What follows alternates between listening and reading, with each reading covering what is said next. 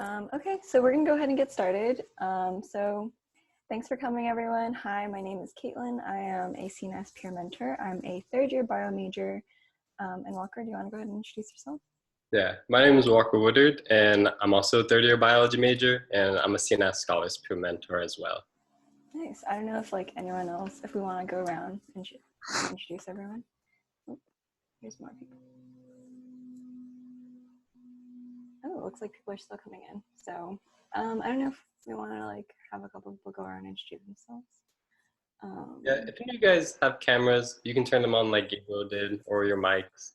But we'll be monitoring the chat as well, just in case you guys want to ask your questions in there. Okay, so just to get started, thanks for coming to Sophomore Life Hacks. In this workshop, we're going to just talk about how to maximize your second year. More people. So we're just going to talk about how to maximize your second year here at UCR, and just kind of how all the different aspects of your second year that you want to kind of be thinking about as we finish off freshman year. Okay, so should we get started, Walker, or should I wait a little bit more? No, I think we can get started now. We'll go ahead. So, as you know, sophomore year is coming. We're in week 6. You guys are we're almost done with freshman year. And so let's just kind of start with let's just open up the discussion. So you're almost done with your first year. What are 3 things that you want to accomplish your second year at college? And so while you go ahead and think about that, Walker, do you want to talk about maybe 1 or 2 things that you did your sophomore year? Yeah, when I was going into my sophomore year, I really wanted to get involved in research, just because coming into college, I had no idea what it really was. So that was something I put a lot of effort towards during my sophomore year. Another one was I really wanted to get more involved with the Career Center and develop my resume further. So I did a program with the Career Center and just went in a lot to speak with their advisors, because they have specific CNAS advisors, or you guys can meet with any advisor, and once you meet with them once, they're your advisor for the rest of your academic, time at UCR. So it's a great way to develop and just try to maximize your professionalism. And once you leave UCR, you'll be more prepared for it. Yeah, so for me, I am pre-med. I've been on the pre-med track for a while, but my sophomore year, I kind of decided to branch off a little bit and kind of discover, parallel paths, which we're going to talk about in a little bit. And so for me, I started exploring teaching, research, and I really kind of honed in on teaching. But yeah, that's just me. Yeah, if any of you guys want to share what you guys come up with in the chat, feel free to do so. If you want to unmute your mics, you're more than welcome to. So I think I'm on the same track. I want to get more involved into research. This first year, I kind of dipped my foot in a little bit. I wasn't really researching a lot, but more just helping around the lab with whatever they need me to do. So I want to kind of dive into a project, or maybe of my own, or helping out in the lab. Also, I want to get involved in clubs around campus. Not just academic clubs, but just personal interest clubs. Along with that, yeah, it's kind of what I have in mind going towards my second year. Nice, yeah. Yeah, it was a good one. Yeah. Very achievable, I believe. So does anyone else want to share? Maybe I'll take one more person.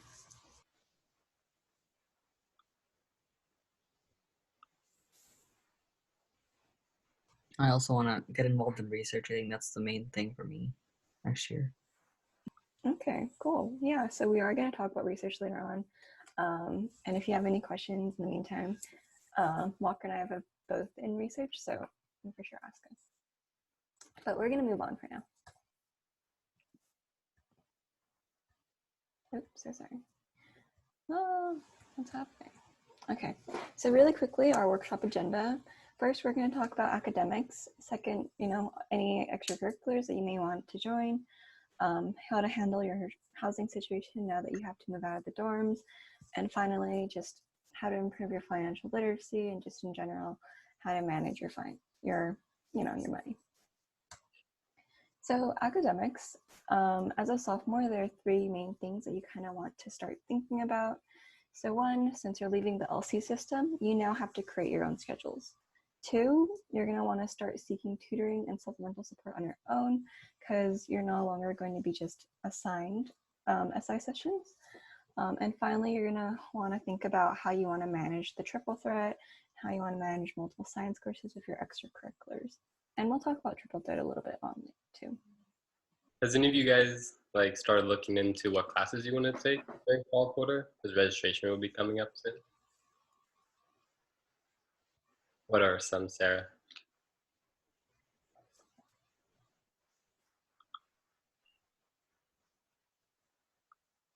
For biology majors, I was under the impression that there isn't really much of a choice. They kind of have it decided for you, right?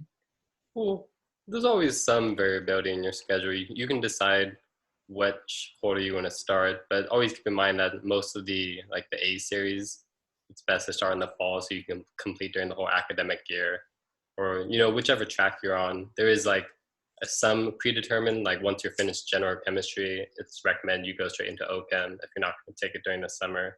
But everyone can take the courses at their own pace. Yeah, I would definitely agree with Walker. There's definitely like a lot of variability. And so just to kind of help you with that, you definitely want to go talk to your advisors. So you can see the link down here. Go talk to your CNAS advisor about what's best for you, right? So whether or not you want to take the triple threat, whether or not you want to delay it, they have all the answers for you. Before you do that, it's always a good idea, or just in general, it's always a good idea to check out the handouts that you can find on the CNAS advising website. So I'm sure you guys have seen them.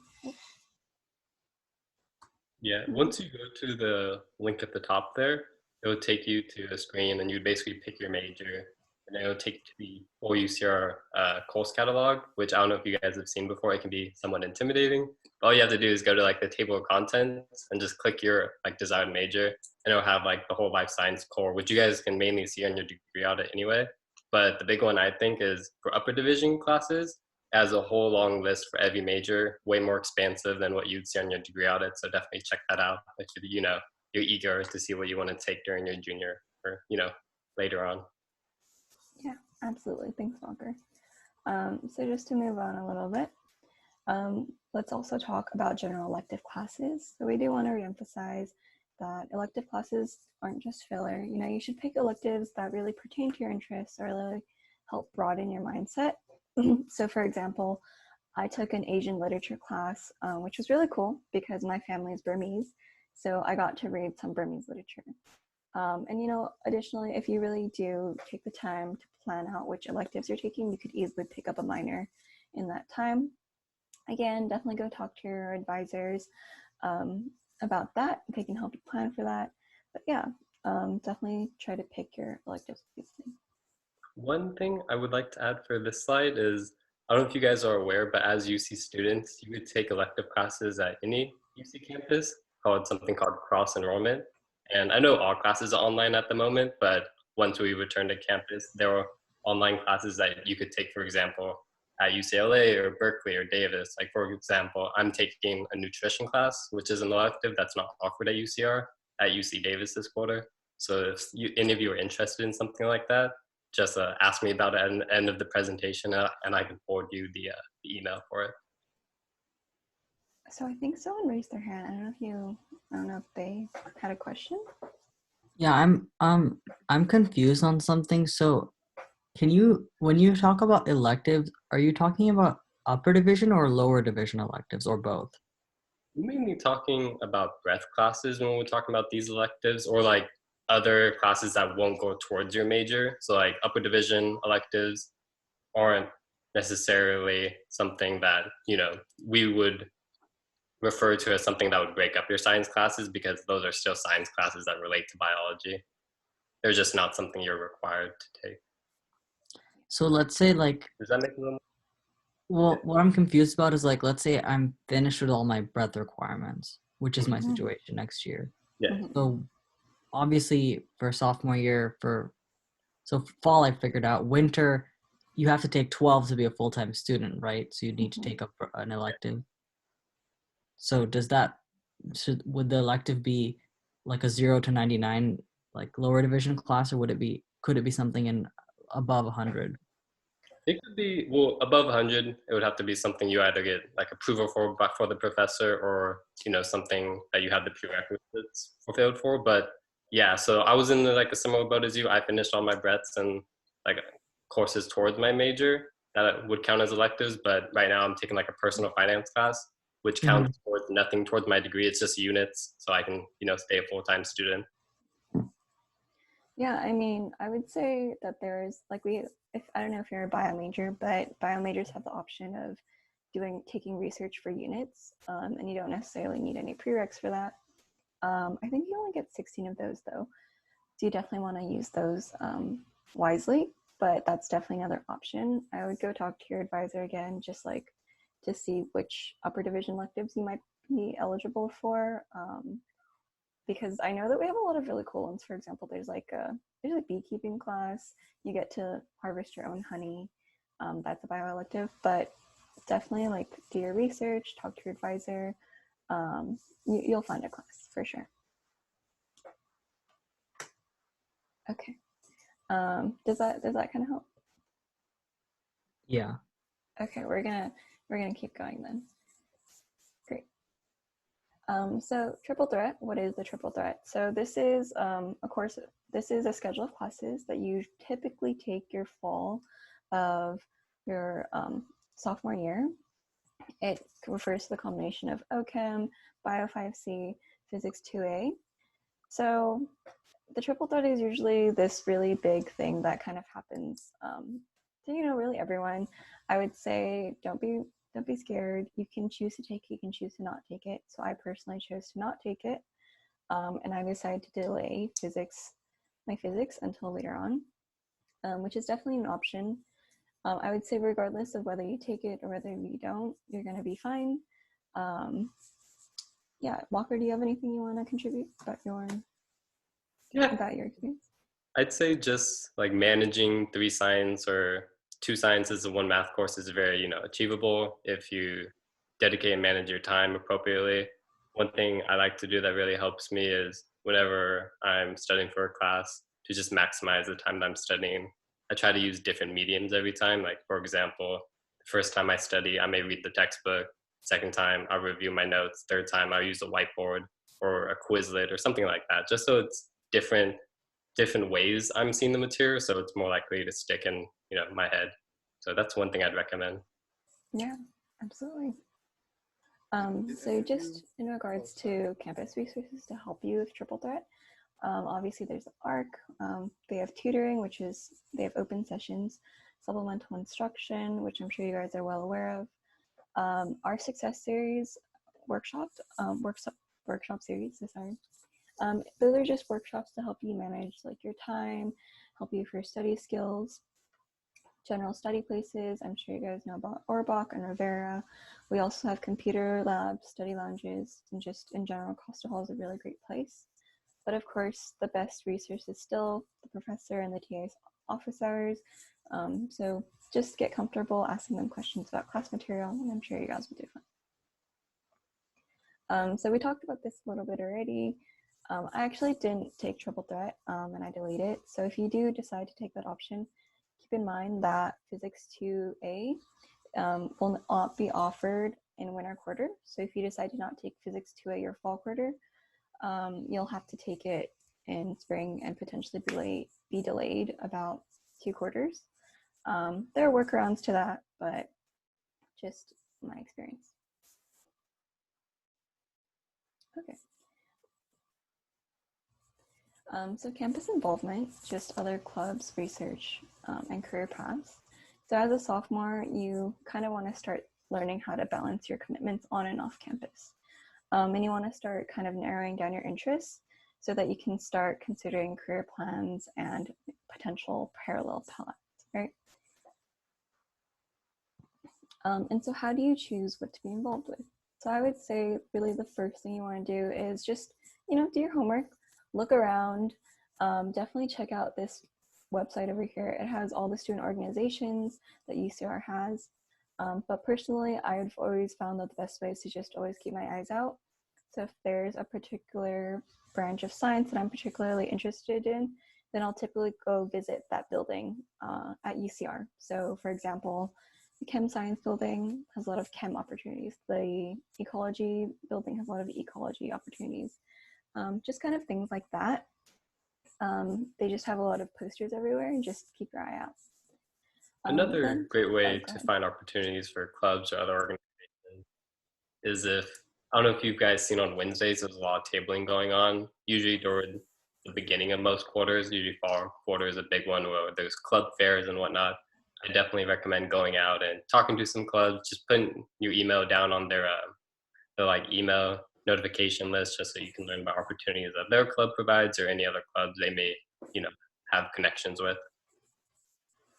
Yeah, that's a really great place to just kind of get a feel for all the orgs that we have on campus. So I know some people mentioned clubs. It's a great place.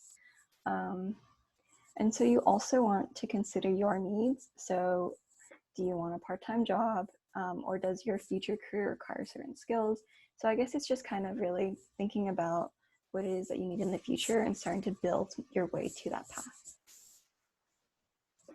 And so the Career Center has a lot of really good assessment tools for you.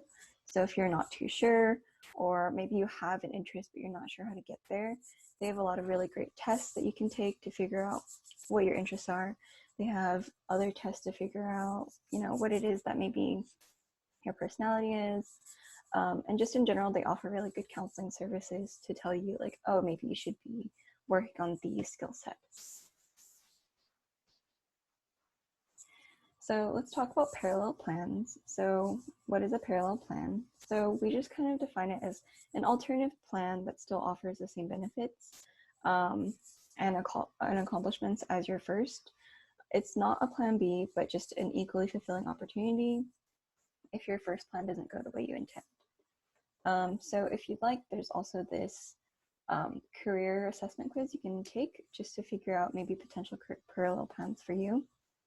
So for me, I'm pre-med, but I know that, sometimes things happen. Maybe I don't want to be pre-med in the future. So my sophomore year, I kind of started to explore teaching as an option. And so I did things like becoming a Bio 5A learning assistant. I'm now a supplemental instructor, just things like that, just working in other things that kind of are as fulfilling.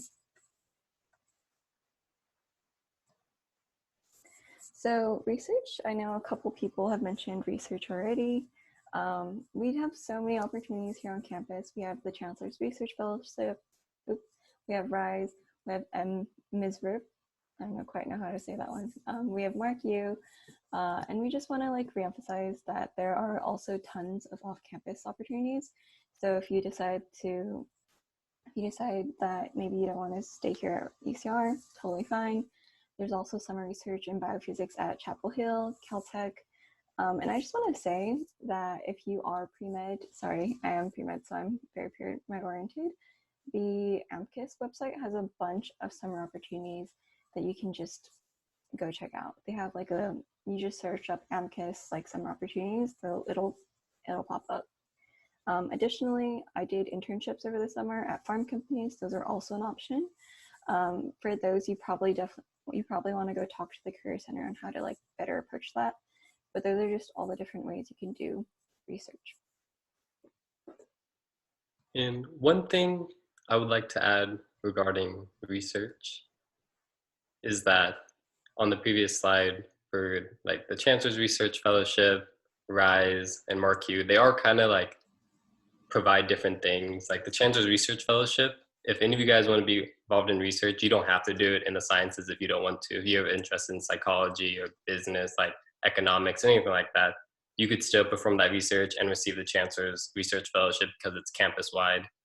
For RISE, that's obviously STEM related, and you guys are all going into your second year now. I don't know if you've heard about the Persist program. It's a great opportunity to get an automatic spot into RISE after your sophomore year if you do want to do STEM related research. And finally, the MarkU program, that one's very PhD oriented, so that's a really big commitment.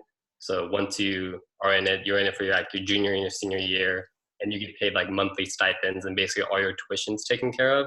But the big commitment is you have to go to a PhD program, you have to apply to 10 PhD programs and you sign a contract. So just keeping those things in mind when you're looking into these different programs, really read the details and see if it's the right fit for you. Yeah, for sure. Walker, what are some things that you got involved with? Just curious.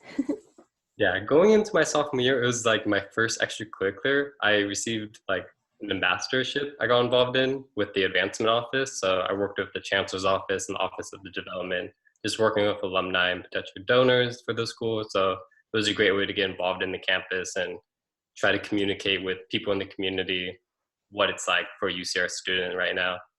Another one, like I mentioned earlier in the presentation, is I got involved in research. I'm in the biomedical lab in the UCR School of Medicine, so that took up a lot of my time, something I really enjoy and I'm still a part of now.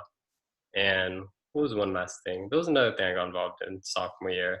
Oh, I did a career center program. It was an internship program, so they helped me find some different internships and they taught me a lot about professional development and they gave me connection to potential employers after college, like biotech companies and stuff like that. Yeah, so just to like share a little bit about myself, I've mentioned a couple things already. So I was a bio-learning assistant. I was also doing hospital volunteering with Cope Health Scholars, and then I finished that year. I did citrus research, so that was really cool. I would say my sophomore year, I was kind of exploring my options still. So I was very research oriented in the beginning, and then I later transitioned to more teaching and more activities that involve, face-to-face interaction. But yeah, that's kind of just me. Okay, now starting with financial literacy and housing, it's a great opportunity during your sophomore year to start developing good habits just so you can find ways to save money and reduce the cost of college, which I know it's like a burden for all of us having to pay this much or, take out loans or however you pay for college.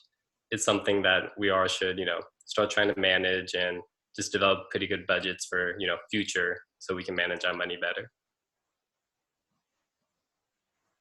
And for housing, I know going into your sophomore year, sometimes your housing changes based on whether you dormed or maybe you commuted your first year, but now you want to live closer to the campus. There's a variety of options. On-campus housing is a big one that comes with a lot of verification, so it's pretty safe to do on-campus housing. It may cost a little bit more, but they have great opportunities at like Bannockburn, Falkirk, Stonehaven, Glenmore. So I don't know if you guys filled out the housing application. If not, you could always, if you haven't heard back from housing, I definitely recommend like calling them and just seeing if there's any vacancies or anything like that. I did something similar just because I'm from Sacramento. So after my first year, I needed like guaranteed housing. So I just called and was like, are there any openings? I'll take anything. So don't be afraid to do that if you haven't heard back or anything like that. And I think on the next slide, we go into some off-campus housing options, such as, ULU, campus scribs, but there's also like Grandmark, that's a big one a lot of people live at, or the UVT, the towers at the UV. And those are just great alternatives as well. They're very close to campus. So usually they're a little cheaper, but one big thing, sometimes your financial aid is affected whether or not you live on campus or off campus, so keep that in the back of your mind.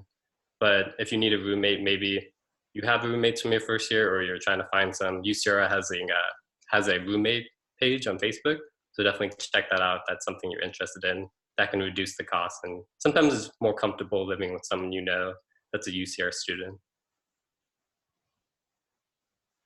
So for me, I actually live off campus. And the way I did it was I just looked on Google Maps. I found all the apartments closest to campus because I didn't want to drive. And I just called up all those places. But that is one thing you want to keep in mind. Do you want to be driving to school? Do you want to be walking to school? If you decide to drive, keep in mind that you will probably have to pay for gas, pay for the parking permit, which is pretty expensive. But yeah, that's me. Yeah, I mentioned that I live at Stonehaven currently. Are any of you guys, have housing situated for next year on campus or off campus? I actually recently got the job to be a resident advisor, Oh, so awesome. he's still staying on campus. Cool. Nice. You know where you're assigned? No, we're gonna find out in the coming weeks. Oh, yeah, congratulations. Though. Yay. Anyone else want to share?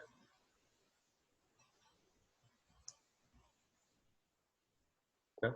Okay, we can move on to the next slide. Okay, so budgeting. Just a quick question for everyone. Does anyone have a guess on what's the average amount a college student spends on room and board in a given year?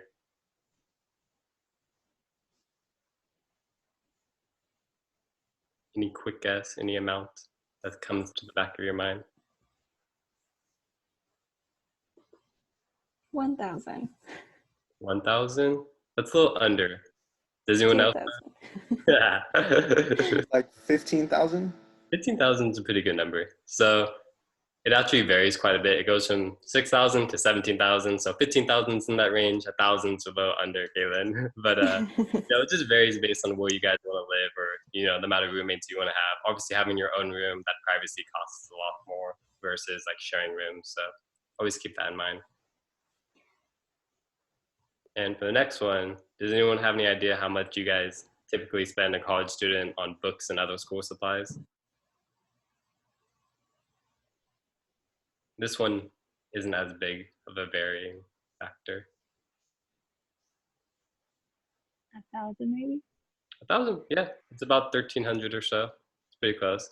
Obviously, this is something that varies for every student, whether or not you want to rent your textbooks, you want to, find free PDFs, or you just want to buy the book because you have a hard copy. So this is something that, is definitely a variable cost. It's not fixed. So definitely in budgeting, you could try to exhaust other options, such as like the library has a lot of books on reserve.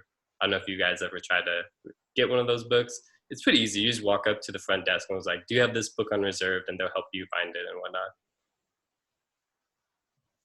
And for the last quick question, how much do you guys think an average college student spends on transportation? So this includes gas, maybe parking pass, anything like that.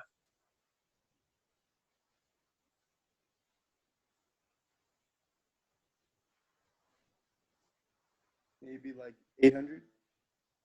800, 1,200. So 1,200 is going to be a little closer. Not a bad guess, Gabriel, though. It's going to be about 1,400, I believe, 1,450 or so. Yeah, 1,450.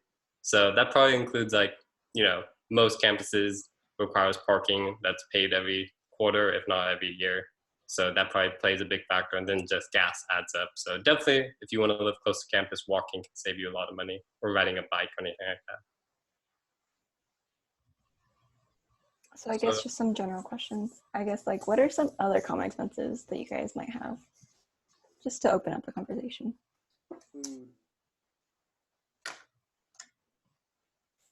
Food, yeah, food's a good one. Whether or not you have to buy your own groceries or the dining plan always costs money for you to do. A big thing is, I guess, going into your sophomore year, unless you live at Glenmore, you won't have that meal plan, or if you're an RA, you will have that meal plan, but otherwise you have to start buying your own food and cooking your own food, which is not only, it costs money, but it also is a big time commitment or consumption. You want to cook like a real meal. So definitely, keep that in the back of your mind. Yeah, nice, good. Yeah, I definitely spend the most money on food. The worst. But food's definitely something this is a perfect slide. You can budget pretty well for food. Like when I go to the grocery store, I'm a mess sometimes. I just walk up and down every aisle because I never make a list. Honestly, but one thing I'm good at is making sure I don't spend like too much. I don't want to spend over 100 every week at the grocery store. I'll try to stay between 50 and 70. So that's something you can do. There's later on in the presentation, we'll go over different techniques to do so, but just in general, for making a budget, you should definitely reflect on what your priorities are, what you want to save on, whether it's food, transportation, other miscellaneous things like going out, stuff like that. Definitely figure out what you want to save on. And then next, sometimes just small things can really save you a lot of money. I don't know if any of you guys are big coffee drinkers. If you get a coffee every day, when you're going out, that's a lot of money. Or just eating out all the time, that can really cost you a substantial amount. Or the movies, stuff like that, going too frequently can really add up. But that's something you can just tweak and save your money, and maybe save some money later on for a bigger, or start paying off your student loans if you have any. So that's something you can think about right now.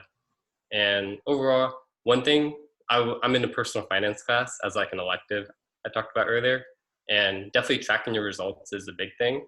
Usually what like we're doing one right now just as like a course project, and we just do 1 month and we record all our monthly income, and then we just every day we count what we're spending money on, and then at the end we'll obviously see how much money we still have left over, or if we went over the amount we usually get for every month, then you have to start saving money in different places. So that's something you guys could do. Just track your monthly spending one time. I know your banking app usually does it for you. They'll make a really nice chart, but sometimes it helps, knowing everything you spend on. Like food can sometimes go into one category when it's actually like grocery stores versus fast food versus a restaurant. So that's one thing you guys, could work on for budgeting. And yeah, there's a bunch of different budgeting apps you can use that will also connect to your bank account and kind of do what I was mentioning on the previous slide for you. Like instead of doing it by hand, these apps will connect to your bank account and actually break down that chart for you even further. So I know Caitlin uses a budgeting app. You want to tell us about that? Yeah, I use Mint. It's really great. It syncs to your bank account and just like puts all your spending into categories for you, so you don't have to like do it. And yeah, it's really great because then I know like exactly what I've been spending. I know it tells me exactly how much money I spent when I went out with my friends to like sushi or whatever. And then I know to not spend that much. So now we're just going to go through a few tips to save money. We're just going to go through a couple of these bullet points because I know there's a lot, and we mentioned a few on the previous slide. So one thing for transportation, I don't know if you guys are familiar, you can use the RTA system, the bus system, for free. So if you live on that route, maybe if you live at home or you usually commute or just your campus apartment, if you want to save money from not driving, you can just take the bus and you're to your campus pretty quickly. Another one is the using textbooks that are either rented or used. Some big ones, if you don't want to get them from the bookstore, you can always do it on Amazon, which I know we're all pretty familiar with. Or Chegg actually has a great, book rental service that they're send you, and then you're just sent back, and it's quick and pretty easy. And then some more, these are more things that are already, you're already paying for, so you might as well, make the most of it. Obviously, once we return to campus, SRC has a lot of different programs, and some are still, going online right now.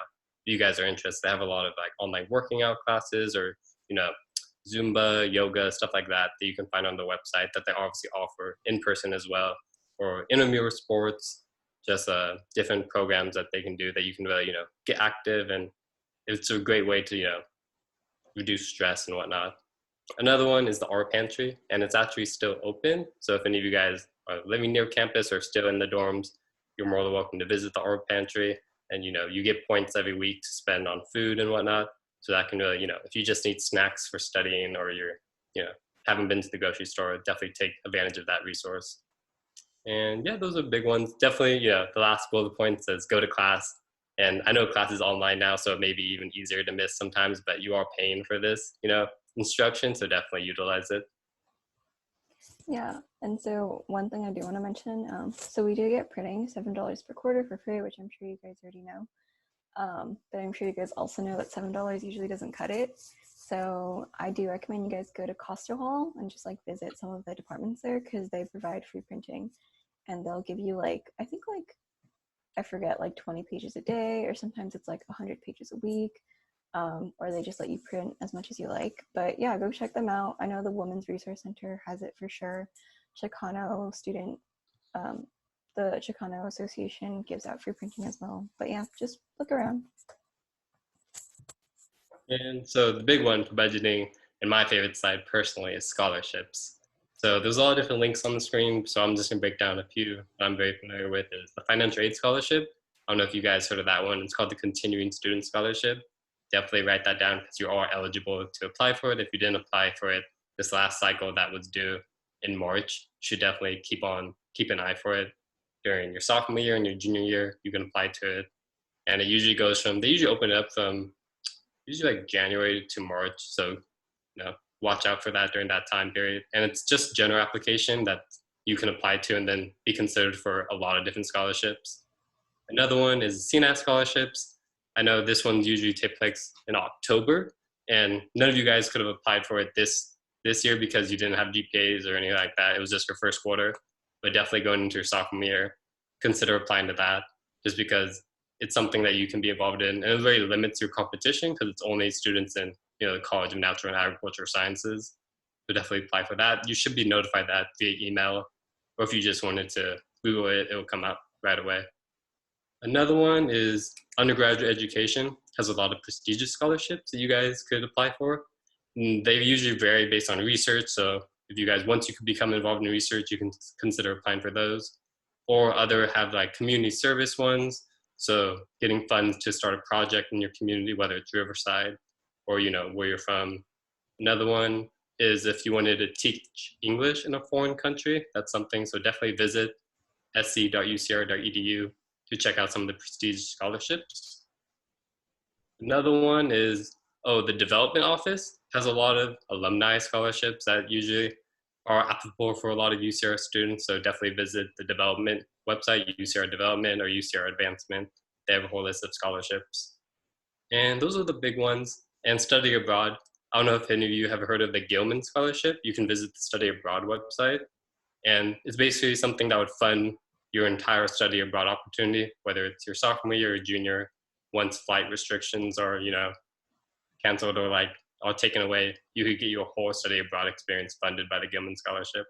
So definitely, apply to these scholarships because the biggest disservice you can do for yourself is just not applying, then you'll never know and you're going to get it or you may not, but it's good to just, try your best.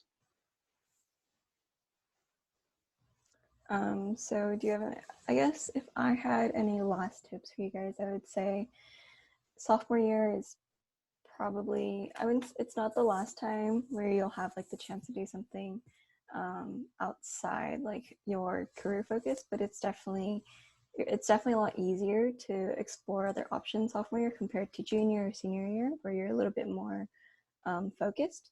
So take sophomore year as a chance to really do things that you wouldn't typically consider.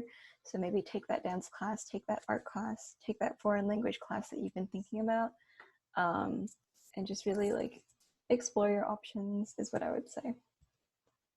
One thing I'd say just to wrap up is we're saying like you should apply to all these different things and you definitely should, don't limit yourself.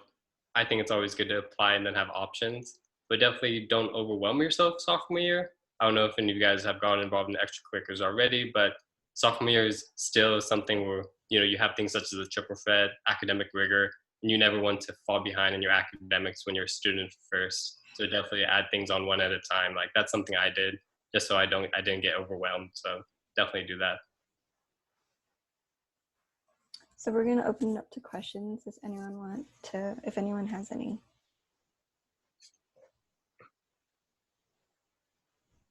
Can you talk about how you can apply for research and get that as like credits towards your classes?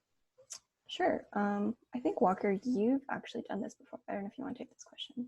Yeah. So just getting involved in research first is you can either do one or two things. Whether you know the professor, you can obviously visit them or email them directly if you have that kind of relationship and you had class with them. That's, a pretty obvious one. The other one is if you want to find like something that you're interested in, but you don't know who the professor is, such as like anything medical related. Obviously, none of us are going to know any professors in the School of Medicine. So a big thing I did was I went on the department website, whether it's the School of Medicine or entomology or, chemical sciences or just chemistry, not biochemistry. I just went on the department website and I'd scroll through the professors' profiles. They have a whole, staff directory, and they have, research websites that you can read about and just see which one, sparks your interest the most. And then I just went about reaching out to them and just trying to set up that kind of, appointment and rapport where they knew I was interested and I asked a lot of questions about their research. So that's one way.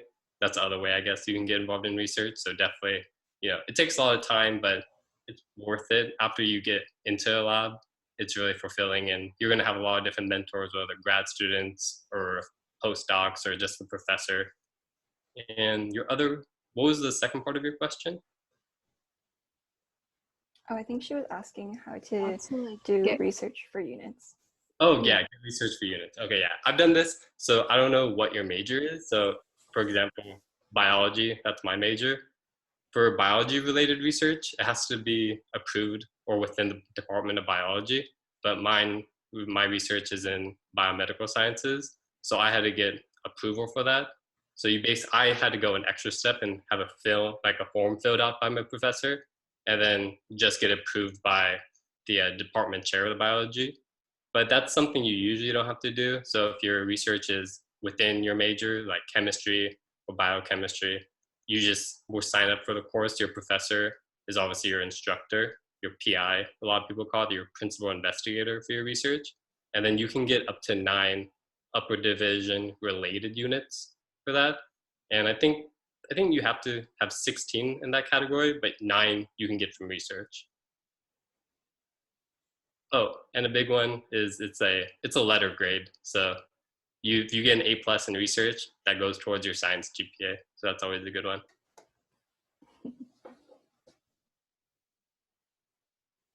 How do they grade you? Honestly, as long as you go to lab and you're doing what they say, they're gonna give you an A. I haven't heard of anyone having that bad of a relationship with their professor that they didn't give them an A. So as long as you're going to research and doing your project or whatever task they want you to do.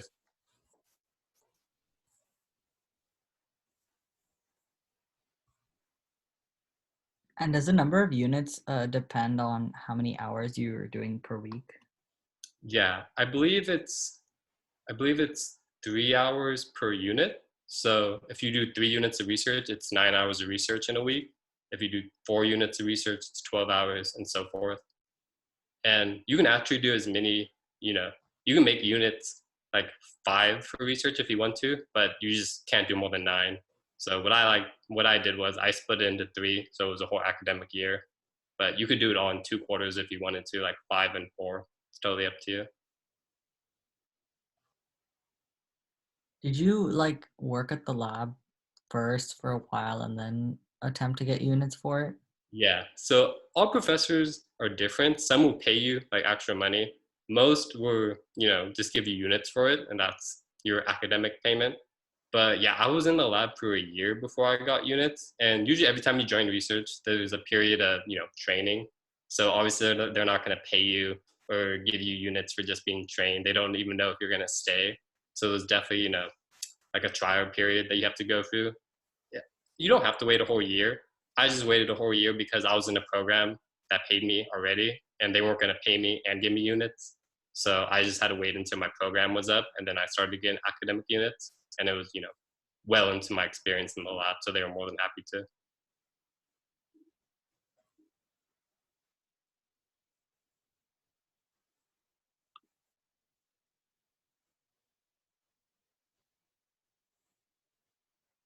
Okay, so for minoring, I don't know if do you have any experience with it, Caitlin? Have you declared a minor? I have not, but I would say in regards to minoring, always go talk to your CNAS advisor about that, because there's always like something. I don't know. I don't know if you have any other advice. I do have some because I did considering minoring for a little bit, and you don't even have to minor in sciences if you don't want to. I was going to minor in economics, but every minor is different. And I don't know if you've seen this feature on your degree audit. You can go to what ifs and you can type in the minor that you want to potentially do, and it'll give you all the units that you would have to, add on to your course load. So every minor is different. Like some minors are huge and some minors are small. Some minors will have like 10 more classes. Some minors will have like 20 more classes. So some minors are like a little easier to obtain. It's something maybe like education, economics, minoring something like in the sciences that you already have, all the prereqs fulfilled for, versus minoring in something like business or computer science is hard because there's a lot of prereqs for that kind of stuff. So it just depends on what you want to minor in specifically. And once you do, find your interest and decide what you want to do, going to academic advisor is something I did, which is, a requirement, because once you meet with your CNAS academic advisor, they're going to lay out your course, your course plan for your major degree. And then they're going to send you to the other advisor for whichever minor or whichever college you want to take that in. And they're going to see if that plan is open enough or you have enough units available to declare that minor. So it definitely is a process, but if you're really willing to do so, you're more than able to, achieve that. Usually you have to take up to maybe like, I think you have to take 2 upper divs towards your minor before you can actually declare the minor. So you start working on it, like maybe like 4 or 3 quarters before you can even declare it. So definitely keep that in your mind. It's not just like a one-step thing where you suddenly have a new minor. You have to take a lot of classes towards it. I hope that helped. Yeah, no problem.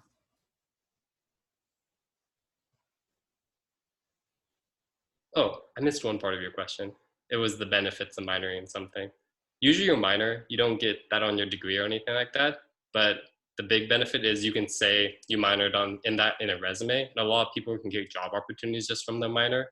So if you have a minor in education, it's really easy to get, or it would be easier to get into academia versus if you have a minor in like economics, you could go into like more business oriented sciences or stuff like that just because you understand how a business works in the economy. So it's more like, I guess, advertising yourself and just saying you took these courses. It's not something you're going to have like a paper for, but you can still, reference and tell potential employers about your minor. So sorry, I'm just gonna really quickly stop the share since I just realized we've been recording this the whole time. But is there any other questions?